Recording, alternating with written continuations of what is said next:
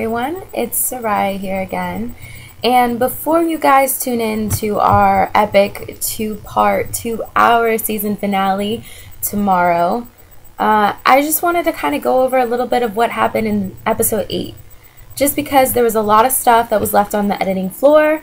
There were certain things that looked worse than they actually were, and things that I just kind of wanted to explain and give my take on.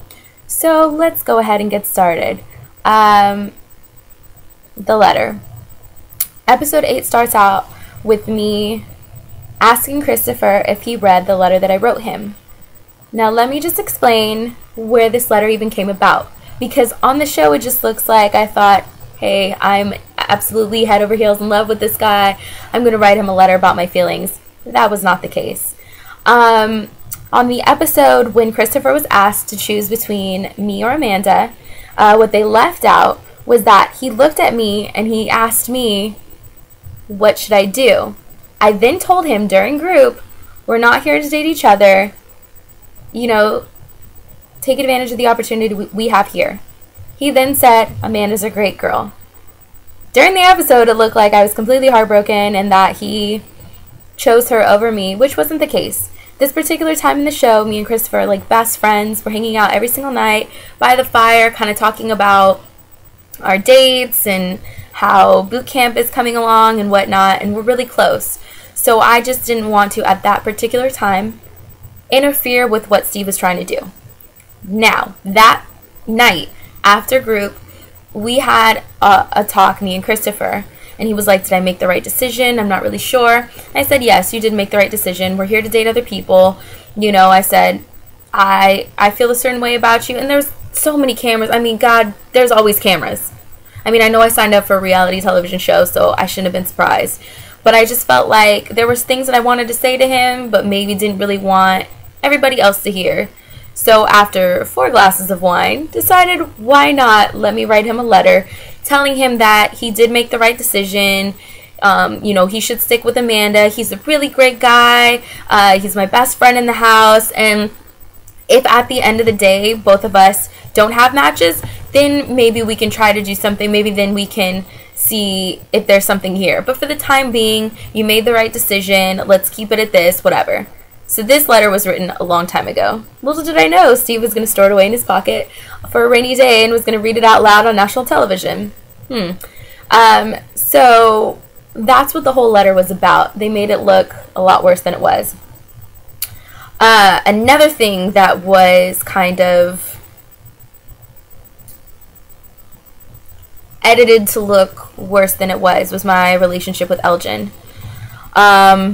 No, me and Elgin were never boyfriend and girlfriend for on and off 2.5 years. During, you know, 2.5 years, I did have a relationship just because I got fed up with the point that he just didn't want to commit. So I said, okay, whatever, I'll move on. I had a relationship during those 2.5 years. But on and off for 2.5 years, we did date. We were never boyfriend and girlfriend, but it was not just hooking up, as Steve likes to call it. I mean, I was there at family holidays. I knew all of his family, all of his friends. I was with him almost every single day. And to me, it was us dating, getting ready to be in a relationship. To him, you know, he wasn't in a relationship and he was able to do as he pleased, and he did. I never required any kind of commitment from him, and that was one of my mistakes. I assumed that there was a commitment, but we never really had a discussion about it. So I can't really be mad at him for being a man and being single and doing what he wanted to do. So there was, I wouldn't say miscommunication because there was no communication. I assumed it was one way because that's what it was to me. And he assumed it was another way because that's what it was to him. In my heart, he was the only person I was with, and you know, sometimes you know, a closed mouth doesn't get fed, and my mouth was completely shut, and it was for years. And to be completely honest, I only have myself to blame, and all I can do is learn from that and move forward. So when they brought him on, it just made it look like I allowed myself to be a booty call, which we will get to later, and just getting calls in the middle of the night, be like, hey, come over, and I was okay with that for years. I have more respect for myself than that, and it was not like that at all. There was actual substance to our relationship. It wasn't just hooking up. It just, I'll get to that part later. When we go into group, it starts off with Steve yelling at me like he's angry, and it cut out a lot of stuff, because you're like, damn, Steve, calm down, why are you so mad at her? He had said that if it wasn't for a nuclear explosion or whatever, that I was going to be in the hot seat. I was not going to be in the hot seat because I wasn't direct with Elgin when I said that I just wanted to have a friendship. I was going to be in the hot seat because what you guys didn't see is I had a date there at the house. I had this creepy little white guy in a 3-piece tuxedo at a luau that creeped the hell out of me, that was talking about techno music and wanting to take me to a festival in the desert, and just, oh God, Lord, I'm glad that they cut him out because he was way too much. And I kicked him out of the house. I'm actually surprised that they cut that out, because that was gold. I kicked him out of the house because I wanted to spend more time with Elgin, which is kind of, well, it's a little different than what Christopher did, because Christopher actually had like a full-fledged date there that really liked him. I just had some creepy guy who I'd never met before. It was our first date. He freaked me out. I had a friend who flew all the way from home to come see me, and I'd rather spend more time with him. So I told my date, this is so messed up. I told my date, I was like, you know, winding down evening, it was great meeting you. You know, they'll call you. They'll call you, set up another date. You know, give him a little hug and kind of booted him out the door. Little did I know, I thought when the daters left that there was a van for them to go take them back to their hotel room. Little did I know there was like 2 or 3 vans for the entire group of daters and exes. And he was the first one kicked out of the house even before Sal. And he had to sit in the van and wait.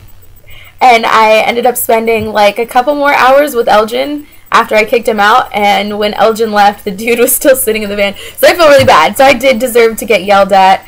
I thought that the guy was going to be sent on his merry way, but I feel really bad for having him wait in the van for hours. So sorry, random creepy white man that is a name I don't remember. And then the whole booty call thing, I feel like it was totally just tasteless and rude, and no, I can't even say to his defense, because I just feel like he looked at a situation and assumed because we didn't have that title that it was just meaningless, hooking up, I was an idiot, I stuck around for years and I was a booty call. It wasn't that. There was more to it, and I wouldn't have subjected myself to something like that. And just to be called that on national television, I felt was so rude and incorrect. You know, he could have, I see where he was going. He was like, look, this dude had you around. You weren't the only one. You got played. And he could have said it like that. Like, you deserve better. But to just flat out be like, you were a booty call. Like, he didn't give 2 shits about you. That's all you were. I just felt was like, damn, okay, a little too much. I know it's tough love. I'm not expecting it to be, you know, you babying me, but I just felt like that particular word was ugly, and I did not agree with it, and I still don't agree with it. I don't feel like that's what that relationship was whatsoever. So we end episode 8 with a to be continue. Steve pulls out that lovely letter of mine that I thought was destroyed weeks ago. That's why my face was like so confused. I'm like, what's this piece of paper he's pulling out? Because I wrote this letter like 4 some weeks ago. And when he reads it out loud, I'm completely embarrassed, because the way that he reads it, he's like, I'd be damned if I let a good guy like you go. And it just sounded like so much worse than what it really was. Like, it was me just being like, dude, like, you know, there's obviously flirtation there. And I didn't realize until watching the show how bad it really was. Like, he was coming to me telling me that, you know, he doesn't really like Amanda. Steve keeps putting them on dates with her. Like, she's a cool chick, but it's not really there. And, like, hella flirting with me. But then watching the show, he's really flirting with Amanda. And in the heat of the moment, like, I didn't see all that. Like, Christopher was such a sweet guy and funny. And, like, we would talk every single night. Like, I loved being around him. And so, to me, it was like, man, like, if things don't work out, like, hell, I'd rather go on a date with my best friend. Like, you're such a cool guy. I love you. And, so anyways, this is television, right? What can you do? It leaves off with a to be continued, and Steve reads my letter and tells me that he's got something in store for me. I have to do something. In previews that we've seen so far for the new season finale, so excited, 2-hour season finale, it shows that we are all being sent home with our exes, which means I'm bringing Christopher home to meet my family. Now, one thing that you guys don't know is that my dad is a black belt, a 6th degree black belt, I believe, in Taekwondo, and he's going to meet Christopher. I mean, he met him in the house, but he didn't know that, like, this is going to be my date. So it's going to be a little weird explaining, be like, yeah, you remember that guy I was living with? Yeah, now he's coming home, and you're going to meet him and beat him up. So, tune in Wednesday, 10/9 Central, for a 2-hour season finale. We're all bringing home we're all bringing home our dates to meet the family. Plus, at the end of the episode, it's going to be a so what now with all of the dates. You won't want to miss where me and Christopher end up going. So tune in. If you have any questions, which I'm sure you guys will after this next one, tweet, Facebook, or Instagram me at Sariya Jones, and I will try to answer them all in the next video. So thank you guys for watching, and take care. Love ya. Mwah.